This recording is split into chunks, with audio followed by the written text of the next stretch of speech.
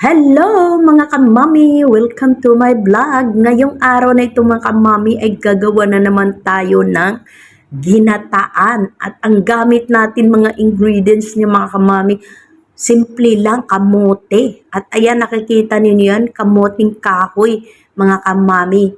Ang gagamitin natin panghalo sa ating ginataan. At ayan siya mga kamami, puputulin natin yan at kalahati lang yung gagamitin natin mga kamami sa ating ginataan.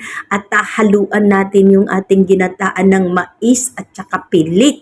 Kaya ayan siya mga kamami, gagawa lang tayo ng simpleng pagkain natin ngayon para sa ating pang-iftar sa Ramadan. Kaya ayan mga kamami, nagbalat-balat na si mami ninyo. O, tingnan ninyo. Ang bilis na magbalat si mami ninyo ng kamote dahil sanay na sanay tayo mga kamami magbalat ng kamote. Kasi yan ang ikinabuhay natin sa ating lugar mga kamami, no? Sa ating probinsya, ang kamuting kahoy. Kaya ayan siya mga kamami. O, tingnan ninyo. Kaunti lang yan mga kamami ha. At ito ang gagamitin natin, mais mga kamami at saka pilit, no? Ayan mga kamami, ang ating gagamitin at islicean natin yung ating kamuting kahoy. Ayun lang, simplian lang mga kamami. At ayan, si mami ninyo, slice na slice sa kanyang kamote, no? Ingat-ingat, baka iba ang ma-slice. At ayan siya mga kamami, ang ating lutuin ngayon.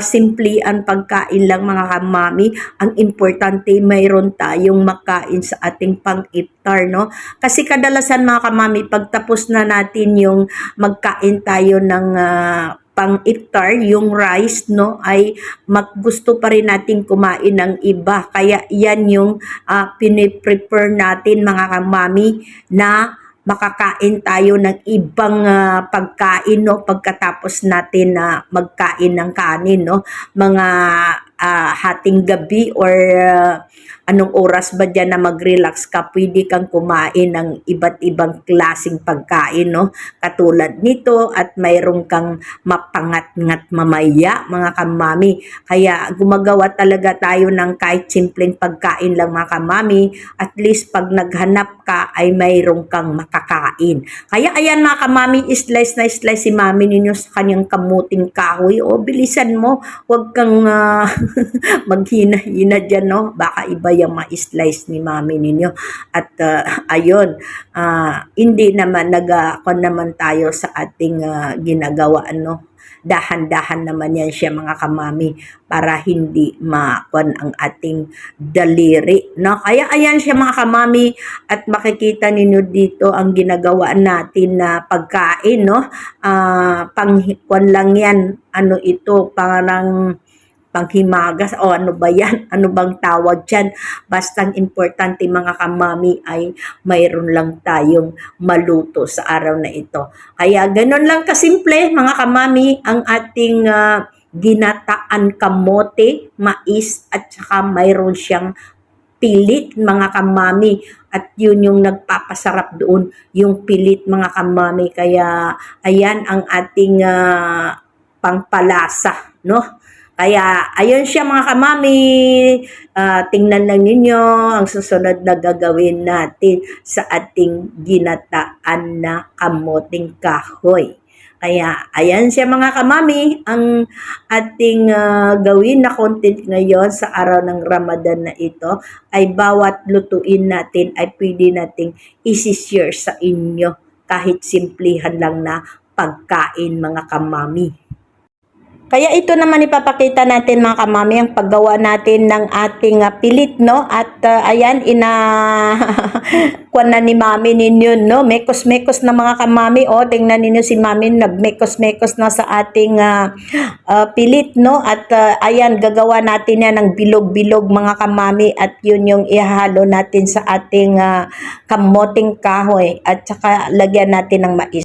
Kaya ayan naman kamami, bilog-bilog na yung ating pilit, no? At ayun siya mga kamami, at talagang napakasarap na yan mga kamami pag nahalo na yan sa ating kamote at saka sa mais mga kamami. At ayan, nakikita ninyo yung mais natin nasa kwan lang no, nasa can no, nasa dilata lang mga kamami kasi wala talaga tayong nakita na mais na yung fresh. Yan na yung ating pilit mga kamami na bilog na at ayan nagpakulo na tayo ng tubig no mga kamami at pinakuluan na natin yung mais at saka yung kamote natin para maglambot siya mga kamami bago lagyan natin ng gata.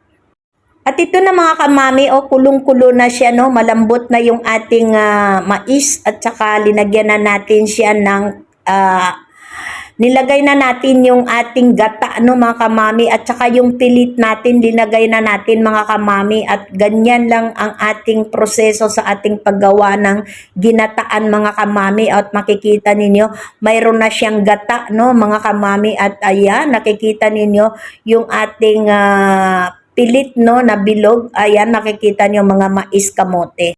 Kaya ito na mga kamami, lutong-luto na siya. Nakikita ninyo, yummy-yummy, no? Ang ating mais, ang ating kamote, ang ating pilit. At ayan lang siya mga kamami, ang ating proseso sa paggawa ng ating simpleng ginataan.